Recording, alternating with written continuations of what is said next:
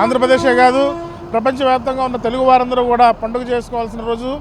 ఈరోజు ఎంతో శుభకరమైన వార్త ఏంటంటే, ఏదైతే భారత అత్యున్నత పార్లమెంట్ కానీ రాజ్యసభ కానీ రెండు సభల్లో కూడా దేశంలో ఉన్న అన్ని రాజకీయ పక్షాలు ఏకగ్రీవంగా ఆంధ్రప్రదేశ్కి అమరావతి రాజధాని ఉండాలని తీర్మానం చేయడం అనేది తెలుగువాడిగా మనందరం గర్వించదగ్గ రోజు. ఈ రోజున ఏదైతే ఆంధ్రప్రదేశ్ కొత్త రాష్ట్ర విభజన తర్వాత కొత్త రాష్ట్రంగా ఏర్పడిన ఆంధ్రప్రదేశ్కి రాజధాని లేని రాష్ట్రంగా ఈరోజు 12 సంవత్సరాల వరకు ఉందంటే ఇదంతా బాధాకరమైన విషయం.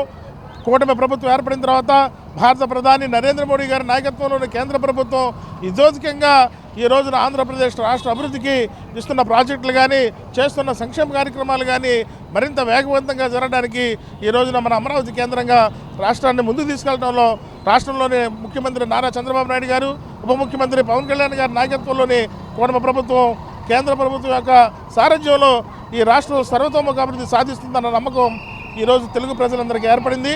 అదేవిధంగా